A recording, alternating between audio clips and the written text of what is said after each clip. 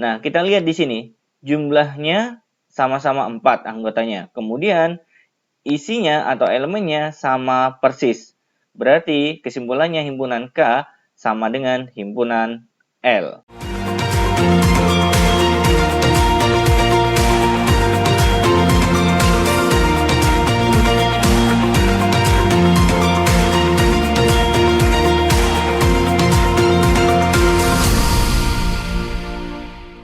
Baik, teman-teman sekalian, pada kesempatan video kali ini kita akan membahas materi himpunan part yang ketiga, lanjutan dari part 1 dan part 2. Poin yang akan kita bahas pada video kali ini adalah yang pertama, dua himpunan yang sama, kemudian dua himpunan ekuivalen, dan yang ketiga, himpunan bagian. Kita akan bahas karakteristik dari dua himpunan yang sama. Jadi, notasi dua himpunan yang sama bisa ditulis seperti ini ya. A sama dengan B. Hal ini terjadi jika semua anggota pada himpunan A sama dengan anggota pada himpunan B. Contoh, misalkan, himpunan A anggotanya adalah S, U, M, U, R. Kemudian, anggota pada himpunan B adalah R, U, M, U, S. Nah, kita lihat di sini ya. Ternyata semua anggota yang ada di A sama persis dengan yang ada di B. Jumlahnya sama, kemudian komponennya juga sama. Berarti kesimpulannya himpunan A sama dengan himpunan B. Contoh yang lain, himpunan K terdiri dari anggota K, A, M, U. Kemudian himpunan L, anggotanya M, U, K, A. Nah, kita lihat di sini. Jumlahnya sama-sama 4 anggotanya. Kemudian isinya atau elemennya sama persis. Berarti kesimpulannya himpunan K sama dengan himpunan L. Contoh berikutnya, himpunan P anggotanya 2, 3, 5. Kemudian himpunan Q anggotanya 2, 3, 4, 5. Kalau kita lihat dari anggotanya, ternyata anggota Q ya tidak sama dengan anggota P. Q punya 4, sedangkan P tidak punya 4. Berarti kesimpulannya, himpunan P tidak sama dengan himpunan Q. Karena di sini perbedaannya di anggota yaitu 4. Selanjutnya kita bahas himpunan yang ekuivalen. Notasi dua himpunan ekuivalen bisa dituliskan seperti ini ya. Terjadi jika jumlah anggota A sama dengan jumlah anggota himpunan B. Contoh misalkan, himpunan A isinya adalah R, U, M, A, dan H. Berarti di sini jumlah anggotanya ada 5. Kemudian himpunan B, K, A, S, U, R. Di sini juga totalnya ada 5 anggota. Berarti kesimpulannya himpunan A ekuivalen dengan himpunan B. Karena jumlahnya anggotanya sama-sama 5. Contoh lain, himpunan X isinya adalah 1, 3, 5, 7. Himpunan Y, 2, 4, 6, dan 8. Karena jumlah anggota X 4 dan jumlah anggota himpunan Y adalah 4 juga, berarti kesimpulannya himpunan X ekuivalen dengan himpunan Y. Kemudian himpunan R, anggotanya 6, 7, 8. Kemudian himpunan S, 6 dan 8. Anggota himpunan R ada 3, kemudian anggota himpunan S ada 2. Karena di sini jumlah anggotanya tidak sama, berarti himpunan R tidak ekuivalen dengan himpunan S. Jadi, ekuivalen itu ditentukan dari jumlah anggotanya yang sama walaupun isinya berbeda. Paham ya sampai di sini teman-teman sekalian? Misalkan ya, saya punya soal di sini. Di antara himpunan-himpunan berikut ini, tentukan pasangan himpunan yang sama dan ekuivalen. Di sini ada P, Q, R, S, T, dan U.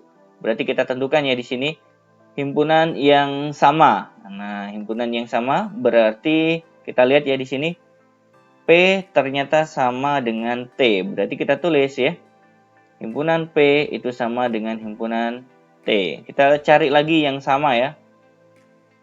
Nah, ini himpunan S sama dengan himpunan U ya. Walaupun ditukar ya, tempatnya nggak ada masalah. Yang penting anggotanya sama persis ya. Berarti himpunan S sama dengan himpunan U. Kita cari lagi, apakah ada kemungkinan yang lain? Ternyata tidak ada ya, berarti cukup ada dua himpunan yang sama, P dan T atau S dan U. Kemudian himpunan yang ekuivalen, ingat ya, cukup ditentukan dari jumlahnya saja ya. Nah ini P dan Q adalah pasangan himpunan yang ekuivalen. Karena apa? Jumlah anggotanya sama-sama 2. Begitu juga dengan Q dan T. Nah, Q ternyata ekuivalen dengan T ya, karena jumlah anggotanya sama-sama 2. Kemudian himpunan R. Nah, ini ekuivalen dengan S. Berarti himpunan R ekuivalen dengan S karena jumlah anggotanya sama-sama 3. Kemudian himpunan R juga ekuivalen dengan himpunan U. Nah, jadi jumlah anggotanya sama-sama 3. Nah, ini adalah contoh pasangan himpunan yang sama dengan himpunan yang ekuivalen. Paham ya teman-teman sekalian ya? Jadi kalau sama itu dilihat dari anggotanya sama persis. Kalau ekuivalen cukup dilihat dari jumlah anggotanya. Selanjutnya kita bahas tentang himpunan bagian atau subset. Himpunan bagian artinya jika semua anggota A ya dimuat pada himpunan B, maka himpunan A disebut dengan himpunan bagian dari himpunan B. Cara menulis notasinya adalah sebagai berikut. Ya, contoh misalkan himpunan A anggotanya 135, sedangkan himpunan B anggotanya 1357. Nah ini karena semua anggota A ya berada pada anggota B, berarti kesimpulannya himpunan A adalah himpunan bagian dari B. Contoh lain, himpunan C isinya 2 sama 3. Kemudian himpunan D 1, 2, 3, 4. Karena anggota pada himpunan C semuanya ada pada anggota D, berarti kesimpulannya himpunan C adalah himpunan bagian dari himpunan D. Contoh berikutnya, himpunan E 0, 1, 2. Kemudian himpunan F 1, 2, 3, 4. Karena di sini tidak semua anggota E berada di F ya. Dalam hal ini adalah 0 ya, tidak dimuat di F. Berarti kesimpulannya himpunan E bukan himpunan bagian dari F. Paham ya? Sampai di sini teman-teman sekalian. Jadi semua anggotanya itu harus termuat di himpunan yang lain baru dikatakan sebagai himpunan bagian. Kalau satu saja elemen tidak ada, berarti sudah bukan himpunan bagian. Nah, untuk menentukan banyak himpunan bagian, Anda bisa menggunakan rumus 2 pangkat N dari suatu himpunan. Ya. Nomor 1 ya, himpunan A anggotanya 1, 3, 5. Berarti banyak himpunan bagian dari A. Lihat ya di sini, NA itu anggotanya ada 3 ya. Berarti banyak himpunan bagian dari A adalah 2 pangkat N himpunan A, yaitu 2 pangkat 3. Karena anggotanya tadi ada 3, 2 pangkat 3 hasilnya 8. Berarti jawabannya adalah 8. Contoh lain, himpunan B. Anggotanya adalah 0, 1, 2, 3. Nah ini kita tahu anggota himpunan B totalnya ada 4. Berarti banyak himpunan bagian dari B adalah 2 pangkat 4 sama dengan 16. Contoh berikutnya, himpunan C. Anggotanya 6 dan 9. Berarti banyak anggota pada himpunan C hanya ada 2. Kemudian kalau yang ditanyakan adalah banyak himpunan bagian dari C adalah 2 pangkat 2 sama dengan 4. Kemudian contoh lain, himpunan D anggotanya 2, 4, 6, 8, dan 10.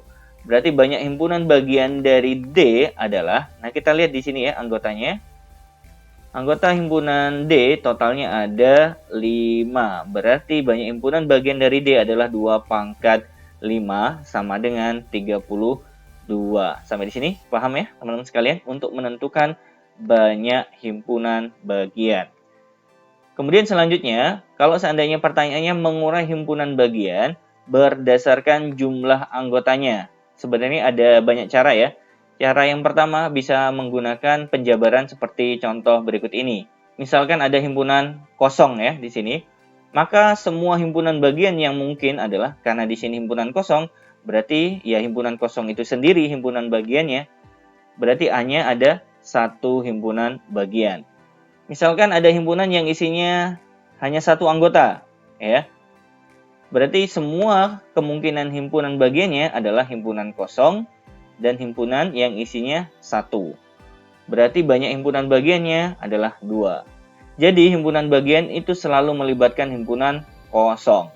Kemudian selanjutnya himpunan yang anggotanya 2, ya, 1 dan 2 misalkan ya. Berarti semua himpunan bagian yang mungkin, yang pertama himpunan kosong. Yang kedua, himpunan yang isinya cuma 1 anggota. Berarti himpunan 1 dan himpunan 2. Kemudian himpunan yang anggotanya 2, berarti himpunan 1, 2. Jadi diuraikan sesuai dengan banyak anggotanya ya. Berarti di sini ada berapa? 1, 2, 3, 4. Berarti di sini ada 4 himpunan bagian. Contoh berikutnya, himpunan yang berisikan 3 anggota. 1, 2, 3. Berarti semua himpunan bagian yang mungkin yang pertama adalah selalu himpunan kosong ya. Kemudian himpunan yang isinya 1 anggota. Berarti himpunan 1, himpunan 2, dan himpunan 3. Kemudian himpunan yang isinya 2 anggota. Berarti himpunan 1 dan 2, himpunan 1 dan 3, himpunan 2 dan 3. Kemudian karena di sini ada 3 anggota, berarti himpunan yang isinya 3 anggota adalah 1, 2, 3. Kita hitung ada berapa di sini? 1, 2, 3, 4, 5, 6, 7, 8. Berarti ada 8. Jadi diuraikan sesuai dengan jumlah anggotanya. Kemudian misalkan ada himpunan yang anggotanya 4. 1, 2, 3, 4. Berarti semua kemungkinan himpunan bagiannya adalah himpunan kosong. Kemudian himpunan yang isinya 1 anggota. Himpunan 1, himpunan 2, himpunan 3, dan himpunan 4. Kemudian himpunan yang isinya 2 anggota. Berarti himpunan dipasangkan ya, 1 dan 2. Kemudian 1 dan 3. Kemudian 1 dan 4. Kemudian 2 dan 3. Kemudian 2 dan 4. Dan yang terakhir 3 dan 4. Apakah cukup sampai di sini? Ternyata tidak. Berarti kita cari himpunan yang isinya 3 anggota, yang merupakan himpunan bagian dari himpunan ini. Berarti 1, 2, 3. Atau 1, 2, 4. Atau 1, 3, 4. Nah, sampai di sini paham ya teman-teman sekalian? Atau ada lagi satu belum ya? 2, 3, dan 4. Kemudian yang terakhir, himpunan yang isinya 4 anggota. Berarti semuanya ya, 1, 2, 3, dan 4. Berarti totalnya ada 16 himpunan bagian yang himpunan tersebut beranggotakan 4. Nah, ini sebenarnya diperoleh dari rumus tadi. 2 pangkat isinya 0, berarti 2 pangkat 0 sama dengan 1. Kemudian ini isinya 1, berarti 2 pangkat 1 sama dengan 2. Kemudian di sini anggotanya 2, berarti 2 pangkat 2, 4. Kemudian kalau anggotanya 3, berarti 2 pangkat 3 sama dengan 8. Kemudian kalau anggotanya 4, berarti di sini 2 pangkat 4 sama dengan 16. Jadi boleh menggunakan cara ini untuk memastikan semua himpunan bagiannya apakah sama dengan yang kita temukan sesuai dengan pembahasan sebelumnya. Kemudian cara yang kedua, kita bisa menggunakan segitiga Pascal. Jadi kalau seandainya yang ditanyakan adalah himpunan bagian yang untuk himpunan kosong, itu berarti cuma ada 1 ya. Kemudian kalau seandainya yang ditanyakan himpunan bagian untuk anggota himpunan yang cuma ada 1, berarti di sini kita jumlahkan ya. 1 tambah 1 ada 2. Atau bisa menggunakan 2 pangkat 1 sama dengan 2. Sama ya, mau pakai segitiga Pascal boleh, mau pakai rumus ini juga boleh. Kemudian himpunan yang isinya 2 anggota, berarti kita jumlahkan di sini.